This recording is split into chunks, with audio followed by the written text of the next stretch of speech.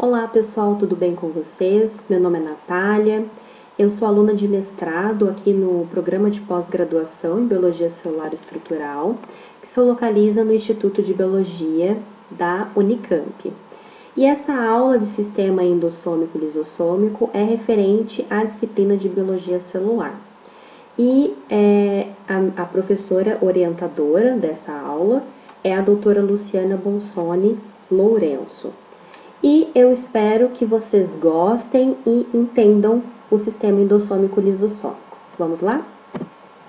Eu dividi a nossa aula em 10 partes. Então, primeiramente, a gente vai saber o que são os lisossomos, seguido do histórico científico, a função dos lisossomos, a estrutura deles, né?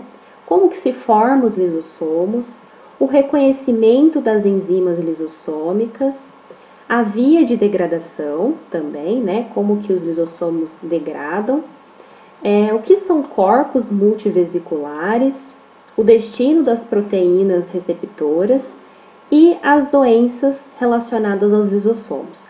E aí, por fim, a gente vai finalizar com as referências bibliográficas, ok? Então, o que são os lisossomos, né, galera?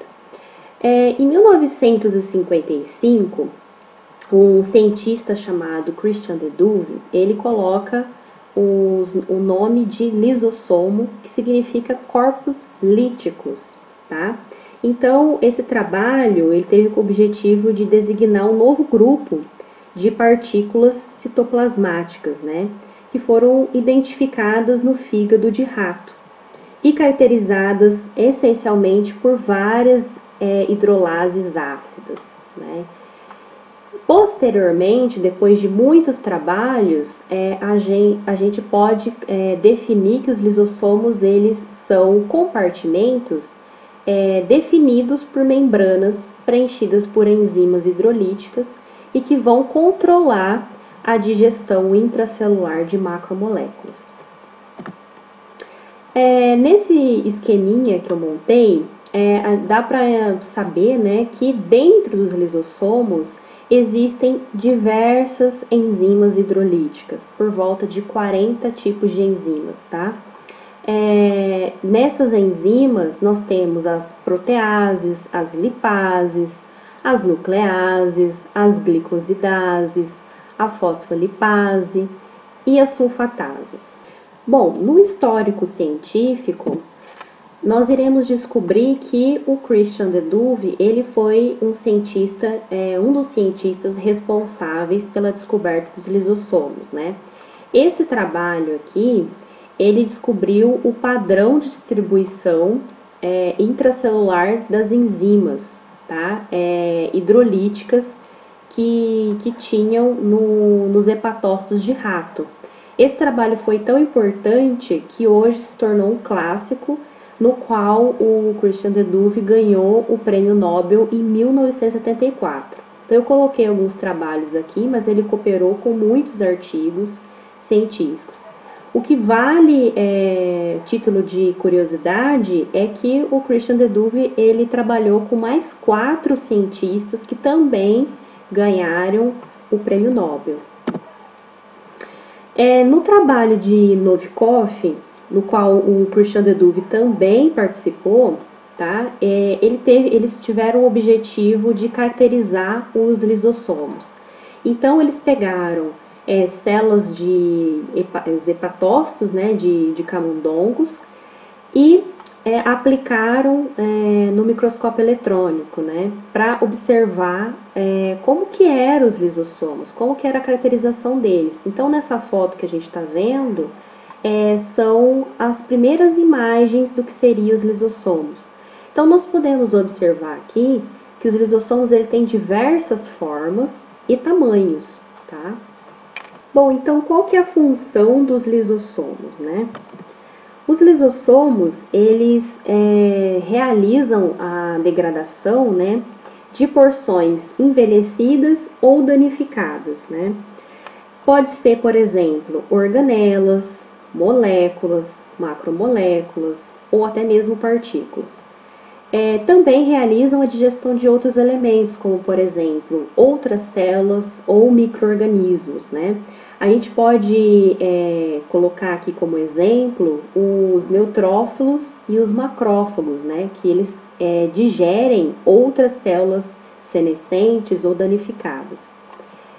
Também os lisossomos eles fazem parte de um processo de apresentação de antígeno que é bastante importante, que eu vou explicar posteriormente.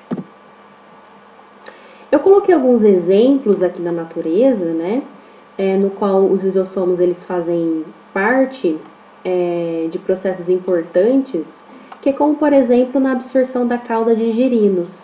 Então, quanto mais os girinos vai sofrendo maturação até se transformar em adultos, né, ocorre a absorção dessa cauda, que é importante, essa absorção, porque existem diversos nutrientes que tem aqui, que vai auxiliar no crescimento e no desenvolvimento do animal adulto. Já no reino plant, nós temos os vacúolos, né, que são bastante semelhantes com os lisossomos, porque há um armazenamento de substâncias nos vacúolos e também o armazenamento de enzimas hidrolíticas. Além disso, né, nos insetos, quando o inseto chega no estágio de pupa, exige dele uma transformação, né, de pupa para adulto. E essa transformação há uma reconfiguração do corpo do indivíduo. E os lisossomos, eles fazem a digestão de diversas células, moléculas, etc., até chegar no adulto. Além disso, né, os lisossomos, eles podem se denominar como melanossomo, né, nos melanócitos. Porque dentro dos melanossomos existe uma enzima chamada enzima tirosinase, que ela vai catalisar a oxidação do aminoácido incolor, chamada tirosina, né? E essa catalisação vai se transformar em dopa. Então, as melaninas nada mais são do que polímeros pigmentados dessas substâncias. Então, nessa imagem que nós vemos aqui, ela é bastante didática, porque dá para nós observarmos diversos estágios dos melanossomos, né? Então, no estágio 1, a enzima tirosinase, ela ainda, ou ela se iniciou, né, a catalisação, ou ainda não iniciou a catalisação, por isso que ela é incolor. No estágio 2, nós temos a impressão de que os pigmentos estão em formato paralelo, né, ou em zigue-zague. E no estágio 3 já tem uma maior pigmentação dos melanossomos, seguido do estágio 4, que tem uma maior pigmentação em nível mais denso. Aqui nós temos um GIF, né, mostrando o neutrófilo fagocitando bactérias. Então, nesse caso aqui, é para proteção de um organismo. Aqui nós temos, então, como que é a estrutura dos lisossomos, né? Aqui eu coloquei um esqueminha para ficar mais didático, que os lisossomos, eles possuem uma membrana formada por bicamada lipídica, né? E nessa bicamada lipídica insere diversas proteínas de membrana, né? E dentro dos lisossomos nós temos a mistura de enzimas hidrolíticas, como já havia dito. Só que aí você pode me perguntar assim, então, Natália, as enzimas hidrolíticas, elas não podem fazer a digestão, a degradação da própria membrana do lisossomo? Não, na verdade não. Porque as proteínas que estão na membrana plasmática são glicosiladas. Então, na região interna dos lisossomos, há glicosilação, que faz com que haja uma barreira, né, impedindo a degradação da própria membrana lisossomal, perdão. Nessa imagem aqui de microscopia eletrônica, eu quis colocar para mostrar que existe uma grande diferença em cada lisossomo, né, que não é somente, esse aqui é um esquema mais didático, que ele não é só redondinho, bonitinho, ele tem formas e tamanhos variados. As enzimas que compõem, né, as enzimas dentro dos lisossomos, elas necessariamente necessitam de um pH baixo. Então, um pH por volta de 5. Então, quem que faz essa mudança de pH? Que é a H+ atepase vacuolar. Então, a H+ atepase vacuolar, ela vai realizar a quebra de ATP em ADP e vai ter energia suficiente para jogar H+ dentro dos lisossomos e assim o pH ficar mais baixo, né? Aqui no esquema nós podemos observar que no citosol nós temos um pH por volta de 7,2, né? Ou seja, um pH mais neutro. E dentro dos lisossomos nós temos um pH. Então, como que ocorre a formação dos lisossomos, né? Os lisossomos, eles vão se formar a partir da rede trans do complexo de Golgi. Então, na rede trans do complexo de Golgi, há o destacamento de vesículas com pré-enzimas lisossomais. Essas vesículas, elas vão se fusionar, ou pode se fusionar nos endossomos iniciais ou em endossomos tardios, tá? Que eu vou explicar mais no próximo slide o que seriam os endossomos iniciais.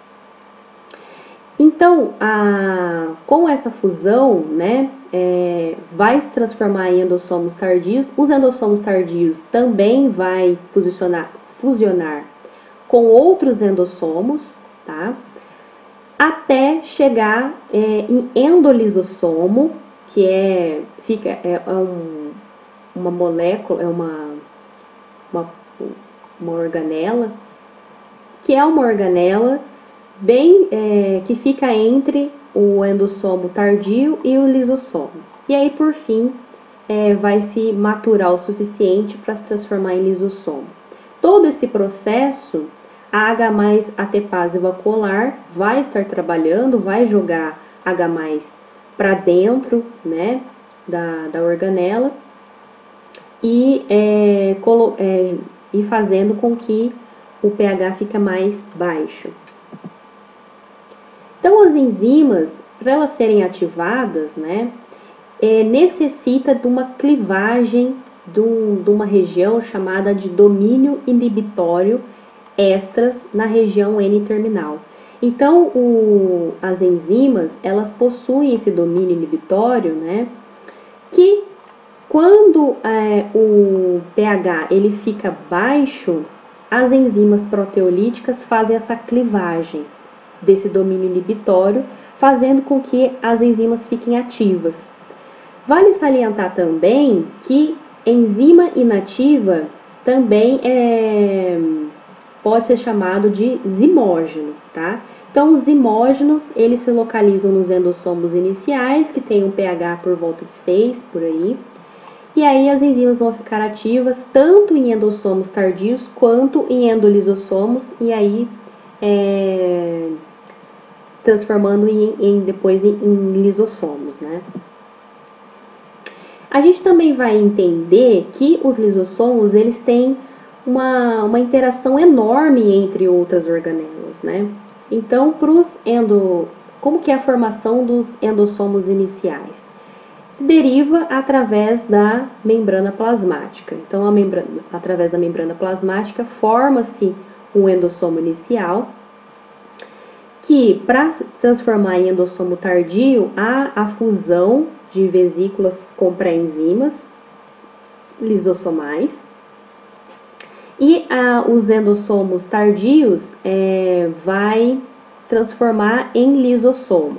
Lembrando que nesse processo, diversos receptores que tem aqui, eles vão vão voltar para a rede trans do complexo de Golgi para não serem degradados, tá?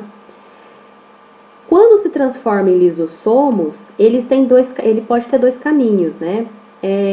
Ele pode se transformar em corpos residuais, né? Então, dependendo da célula ou de algum estresse, né? Algumas substâncias que estão aqui não são degradadas, e aí ocorre que esses produtos não degradados, né, fiquem nos lisossomos e esses lisossomos se transformem em corpos residuais. Ou os lisossomos, eles podem ser secretados para fora da célula, ok? Vale também salientar que a fosfatase ácida, ela tem uma rota alternativa, tá? Então, ela é secretada na rede trans do complexo de Golgi, ela é secretada para fora e depois, através da via endocítica, ela se encontra aos lisossomos.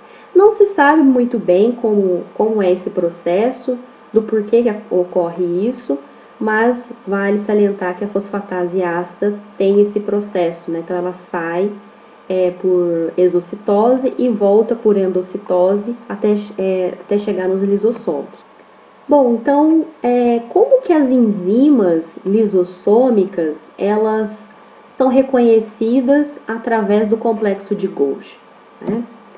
Então, as enzimas, as hidrolases lisossômicas, elas possuem aminoácidos, tá, vizinhos em cada uma das superfícies proteicas, que como se fosse um sinal de reconhecimento, tá, chamada de região sinal. Então, essa região sinal, ela vai ser reconhecida pelas enzimas do complexo de Golgi, que são responsáveis pela adição da manose 6-fosfato no olissacarídeo N-ligado, tá? A manose 6-fosfato, ela é como se fosse uma chave, tá? Que vai ativar proteínas receptoras que estão na membrana da rede trans do complexo de Golgi, tá? Então, a manose, ela vai indicar para esses receptores, né, para essas proteínas receptores, que essa hidrolase está correta e que pode ser transferida para as vesículas que contêm as pré-enzimas. Então, como que a gente vai entender as enzimas que vão adicionar a manose 6-fosfato, né? Então, na rede cis de Golgi, né, chega a hidrolase lisossomal, no qual contém uma manose no olissacarídeo N-ligado. Essa região sinal, ela é importante porque ela vai ser encaixada numa N-acetilfosfotransferase, tá? Então, ela encaixe bem nessa região. E uma UDP N-acetil vai também servir como cofator, né, que tem um fosfato. Ela vai se encaixar aqui, tá numa região também da N-acetilfosfotransferase. E vai ocorrer a transferência de N-acetilfosfotransferase para as manoses, tá, no sítio catalítico. Então, quando ocorre essa transferência, ocorre a liberação dessa enzima. Na rede trans de Golgi, a N-acetilglicosamidase, ela vai fazer a remoção do N-acetil, mas vai deixar um fosfato na manose. E aí sim, essa enzima, essa pré-enzima, vai conseguir se encaixar nas proteínas receptoras que estão na membrana da rede trans de Golgi. E aqui nós temos uma imagem mais generalizada, né? Que aqui nós temos um precursor de hidrolase lisossômica com a manose. Então, vai ter uma adição de N-acetilglicosamina fosfato, no qual a exposição do sinal de manose 6-fosfato. E aí sim, depois a ligação ao receptor de manose 6-fosfato. Quando há essa ligação do receptor, há a formação das vesículas, que vão ser transportadas pelo endossomo inicial. E como aqui dentro, né, do endossomo inicial vai tendo um pH mais baixo, ocorre a remoção do fosfato e também a dissociação dos receptores, que vai voltar para a rede trans de Golgi, ou seja, tem a reciclagem do receptor. Com isso, a precursor de hidrolase lisossômica ela está apta para depois ela se transformar de zimógeno para uma enzima ativa quando chegar no endossomo tardio. Bom, então quais são as vias de degradação que os lisossomos podem realizar? Os lisossomos eles podem realizar a autofagia e também a endocitose. Então eu vou começar com a autofagia, né?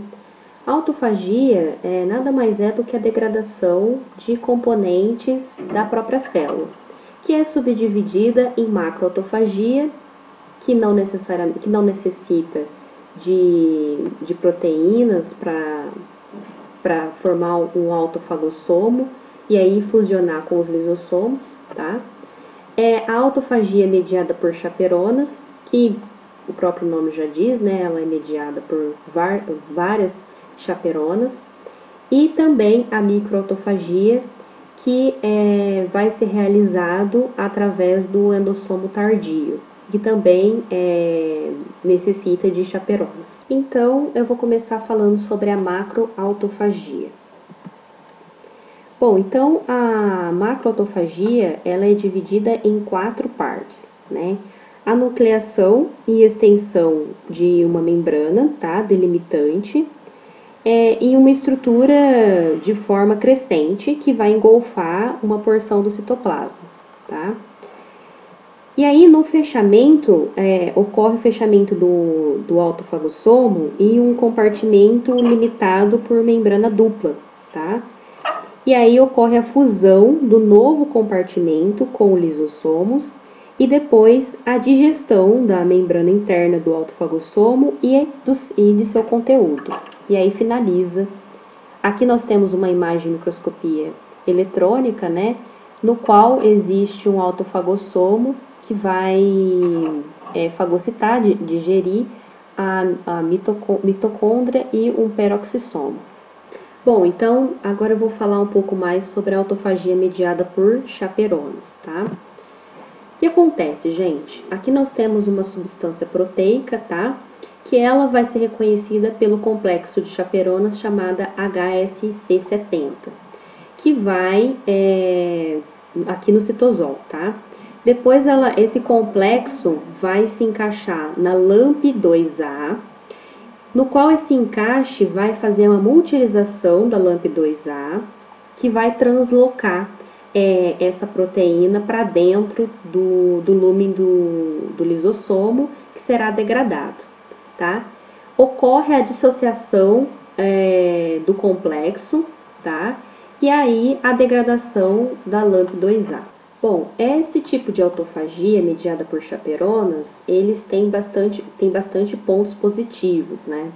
Então, como por exemplo, no controle de qualidade, porque eles removem proteínas danificadas ou anormais, no metabolismo e energético, né? Que realizam a reciclagem de aminoácidos de proteínas e enzimas pela degradação seletiva. E por fim, mas não menos importante, a regulação funcional, né? Que faz a degradação oportuna de proteínas específicas, né? Como nós podemos ver nessa figura. Agora, na microautofagia, né? Na esquerda aqui, as proteínas citosólicas, elas podem ser sequestradas juntamente com outros componentes citosólicos pelas invaginações que se formam nos endossomos tardios, tá? Através da função coordenada das excrete, das proteínas excrete, e também pelas proteínas acessórias chamadas ALEX, tá? Agora, tem outros tipos de proteínas que elas são direcionadas aos endossomos tardios pelas Caferg, tá? Que vão se juntar às cochaperonas HSC70, tá? Que vai se encaixar a fosfatidilcerina. E com isso, todo esse complexo ele vai entrar para dentro do endossomo tardio e ser degradado. Agora, outra via de degradação é a endocitose, né? A endocitose é uma via que faz com que leva qualquer tipo de substância para dentro da célula, né? Isso aí pode ser macromoléculas, substâncias particuladas ou até mesmo outras células. Com isso, há a formação de uma vesícula endocítica. A endocitose, ela é subdividida, né? Então, em fagocitose e pinocitose. E geralmente ela é dividida pelo tamanho do diâmetro da vesícula. Então, geralmente na fagocitose há uma vesícula maior que 250 nanômetros de diâmetro. E na pinocitose é cerca de 100 nanômetros de diâmetro. Então, na endocitose, eu vou falar um pouco mais sobre a fagocitose, né? Então, aqui a fagocitose, no reino protozoa, né, esses animais eles utilizam esse meio para se alimentar. Então, são capturados por fagossomos, né, que vão ser terminados nos lisossomos, o alimento, e essa degradação, o produto dessa degradação passa para o citosol para serem utilizados como fonte de energia, né? Então, aqui nós temos uma ameba que ela está realizando a formação de pseudópodes para depois englobar o seu alimento e formar um fagossomo que vai depois passar para o lisossomo, realizar a degradação do alimento e aí sim esse produto ser transformado como fator energético.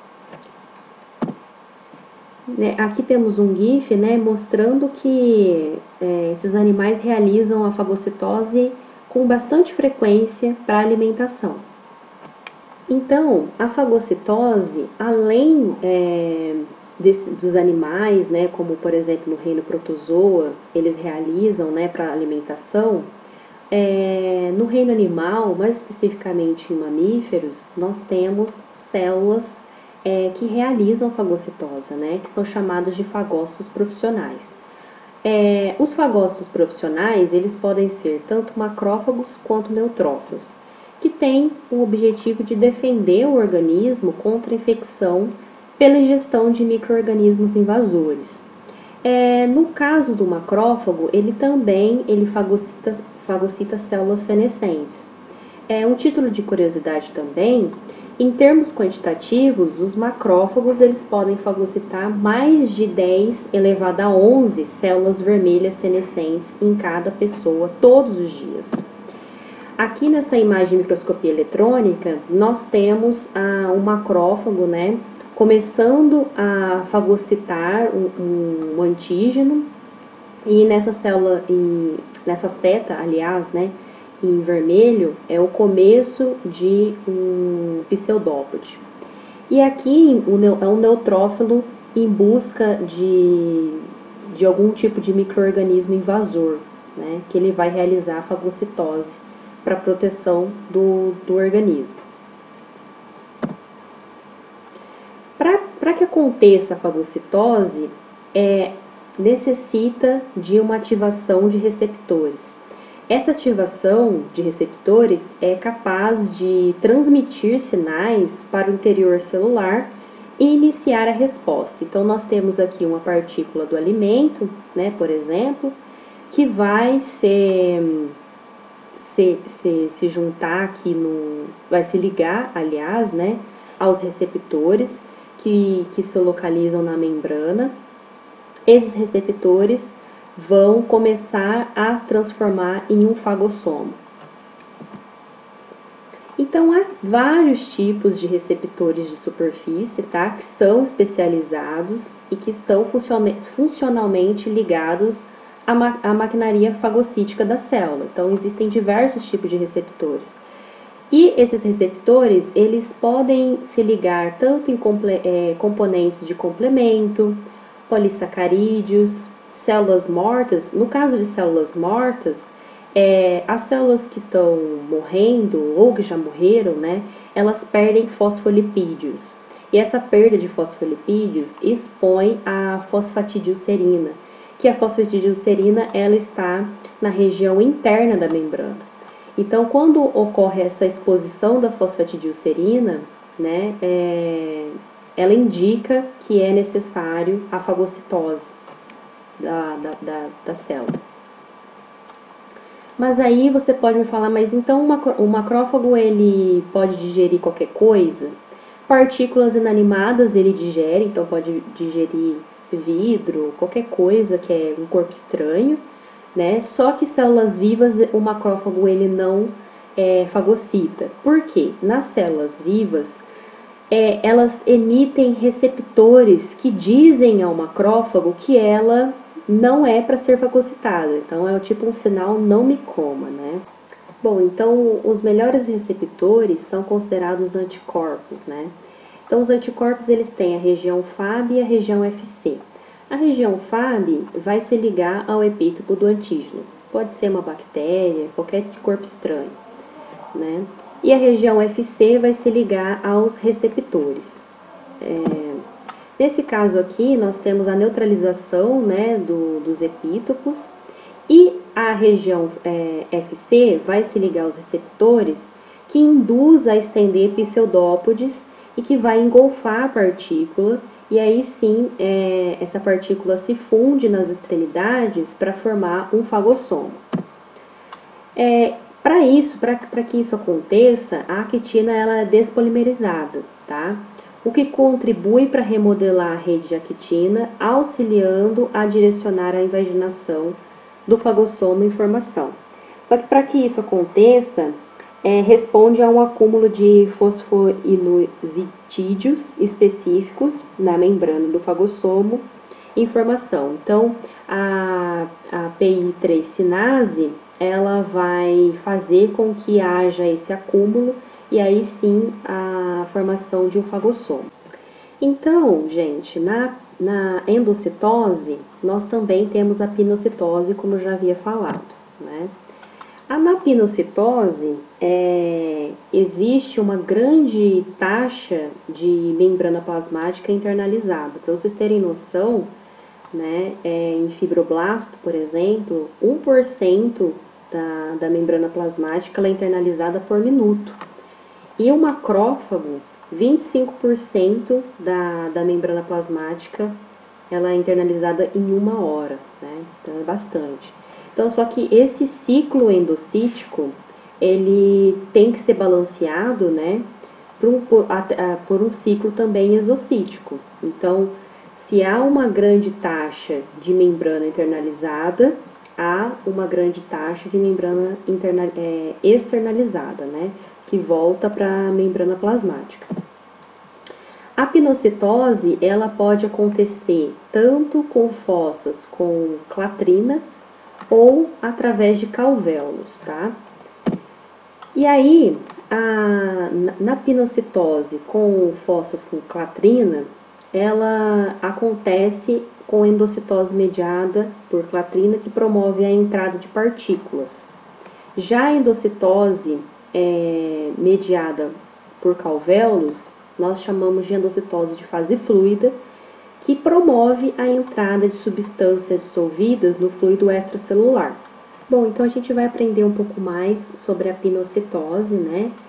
Mais especificamente as fossas revestidas por clatrina. Bom, quem são as clatrinas, né? São proteínas que estão ligadas em receptores específicos na membrana plasmática. Então, as moléculas, elas vão se ligar a esses receptores e ocorre a formação dessas vesículas.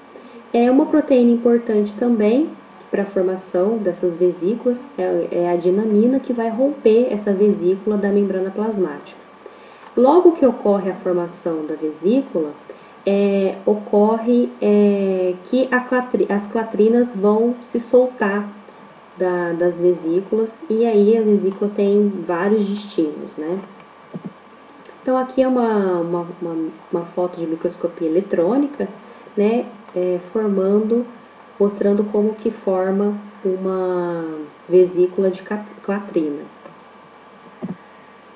Um título de curiosidade também, né, nos fibroblastos, mais de 2.500 vesículas revestidas de clatrina vão deixar a membrana plasmática de um fibroblasto cultivado a cada minuto, né? Então é bastante coisa. Então, as fossas e as vesículas revestidas de clatrina, ela tem uma grande eficiência de captura de macromoléculas. E devido a isso, os mamíferos, né, utilizam essas fossas e vesículas, né, revestidas por clatrina para capturar o LDL. Né? Então, o LDL, eles são lipoproteínas de baixa densidade, né, que através da endocitose mediada por esses receptores que eu disse, né, o LDL vai se ligar a esses receptores e aí sim estimular a formação dessas vesículas para depois de vários processos, gerar novas membranas. Então, como eu havia dito, o LDL, eles são lipoproteínas de baixa densidade que estão na corrente sanguínea, tá, dos mamíferos.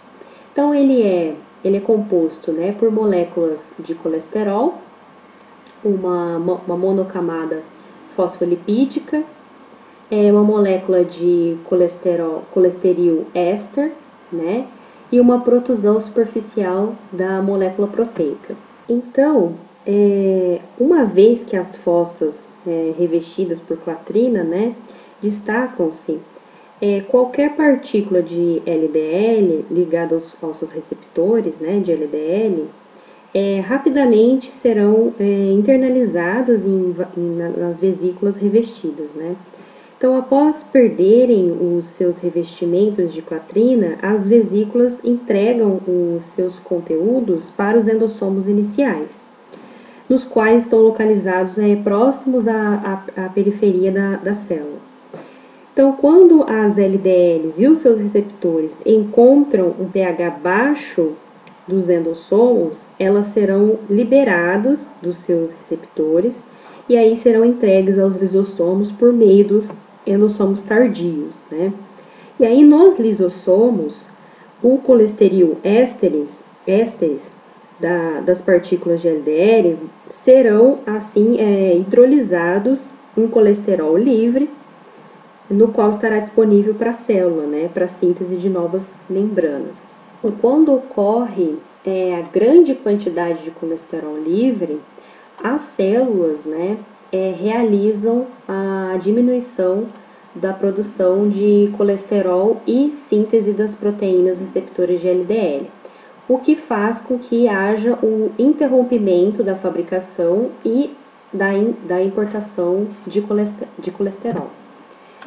O que acontece? Quando ocorrem genes defeituosos, né, na região que que produz receptores, ocorre receptores defeituosos ou até mesmo ausente, né? E isso vai impedir a endocitose mediada por receptores, o que vai formar no indivíduo a formação de placas ateroscleróticas nas paredes das artérias, pode também ter depósitos de lipídios e de tecidos fibrosos, o que ocasiona derrames e ataques cardíacos no indivíduo, né? Bom, então a gente vai agora aprender um pouco mais sobre a pinocitose através dos calvéolos, tá? A palavra calvéolo, ela vem do latim, né, calveoli, que significa pequenas cavidades. Então, tem pequenas cavidades na membrana plasmática e que ela é muito reconhecida por transportar moléculas através das células endoteliais. Então, aqui nós temos uma foto de microscopia eletrônica, né, mostrando os calvéolos. Então, elas formam a partir de microdomínios de membrana ou de balsas lipídicas, tá? E as moléculas que optam pelos calvéolos, né, elas evitam a exposição a pHs baixos e hidrolases lisossomais. Então, os calvéolos, eles têm diversas proteínas, né? Então, compõem uma família de proteínas integrais de membranas incomuns, que fazem com que essa membrana, ela tenha a formação de dobra, formem dobras. Então, a maturação dessas proteínas, a formação é através do retículo endoplasmático, tá? Através de uma inserção cotranslacional, que aí vão ser transportadas pelo aparato de Golgi, né? Ocorre a cristalização do colesterol e a olimerização da 70S CAV, da CAV 70S. E aí, sim, a exportação dessas proteínas para a membrana plasmática. Com isso, né, uma proteína chamada cavin, elas vão se trimerizar. E com essa trimerização, né, as cavins vão induzir a curvatura da membrana plasmática e aí sim fazer um calvéolo ficar maduro, né? Bom, para nós entendermos um pouco mais, ficar mais claro, aqui nós temos um esquema, né, das balsas lipídicas. Então, quando há inserção de proteínas, né, como a caveolina, nas balsas lipídicas ocorre esse dobramento da membrana plasmática, né, formando as caveolinas. E aqui nós temos um esquema, né, da endocitose dependente de caveolina. Então, nós temos uma caveolina no qual ela vai se destacar e gerar um caveossomo. E esses caveossomos, eles irão para os endossomos iniciais e seguir o seu processo, né? A estabilidade dos calvéolos, ela vai depender de algumas proteínas chamadas CAV e CAVin, né, que são associadas à membrana plasmática.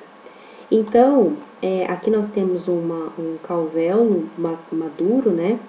Então, ocorre a fosforilização da CAV1, né? Então, a CAV vai se desassociar, e aí tem a ubiquitização da CAV1, que vai para o endossomo inicial, e aí sim ir para o lisossomo e ser degradado, caso tenha alguma interrupção dessa estabilidade, que pode ser por estresse mecânico, atividade endocítica, sinais de vias de transdução, né, por exemplo.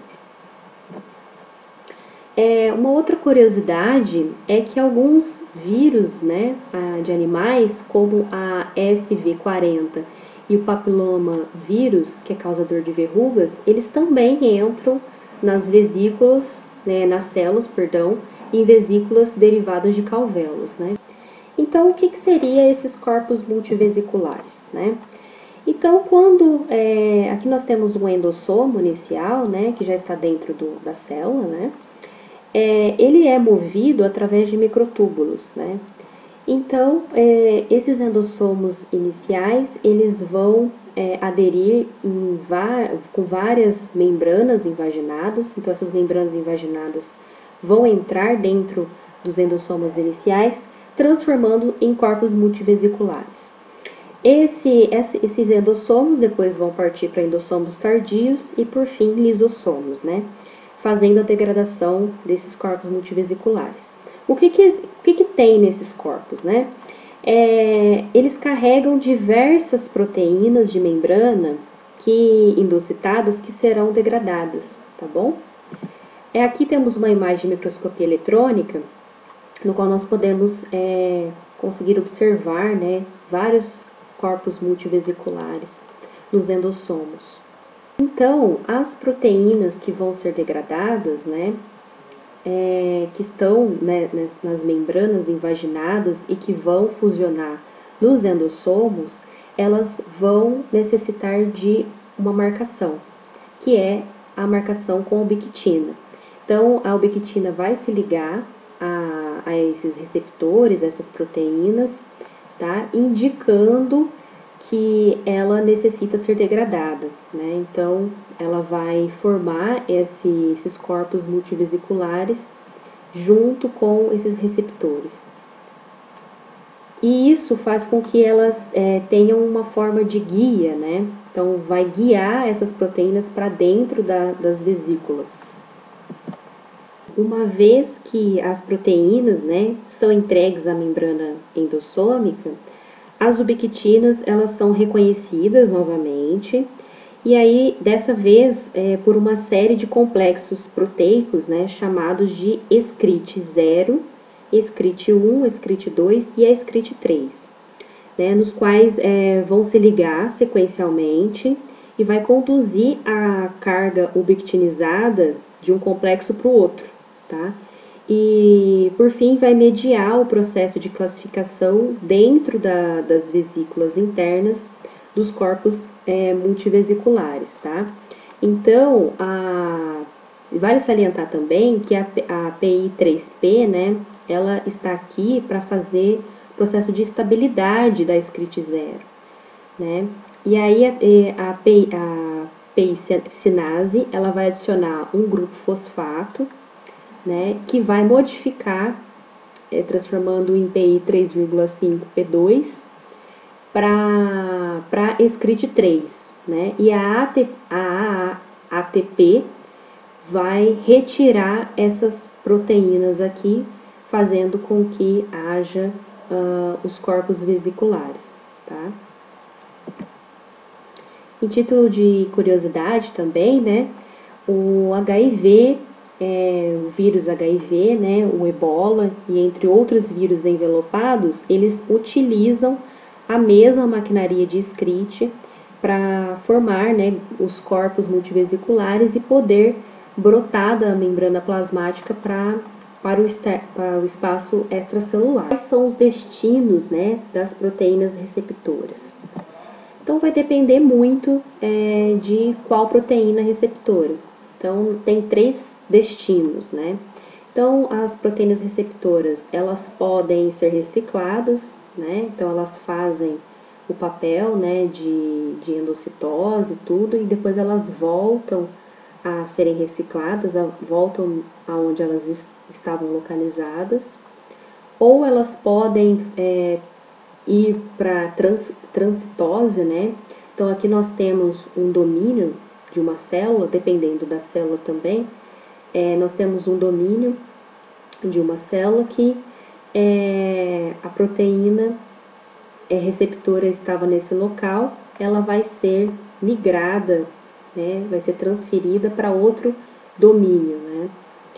Ou a proteína receptora, ela pode ser degradada, tá? Nós temos três tipos, ou a reciclagem, ou a mudança de domínios celular, ou a degradação.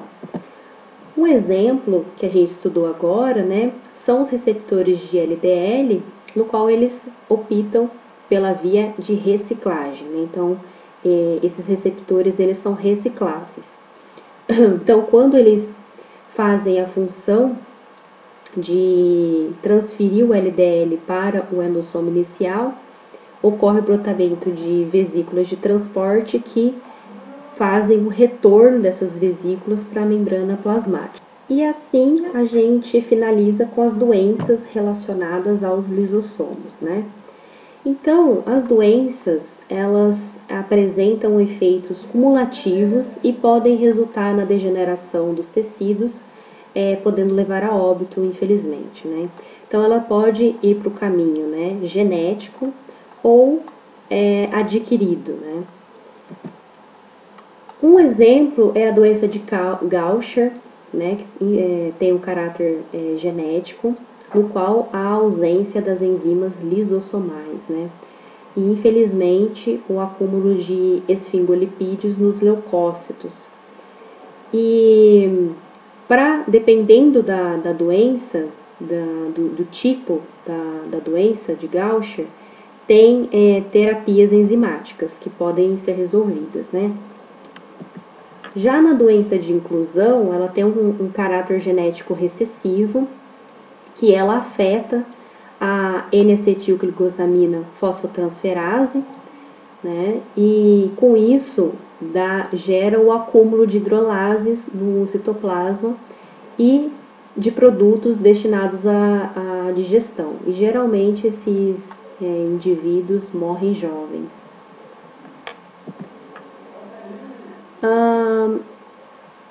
A doença de acúmulo geralmente atinge a molécula, né, cuja a hidrolase específica ela está ausente ou na forma inativa, né. Então, um dos exemplos pode ser o acúmulo de glicosaminoglicanos, como por exemplo, que vai ser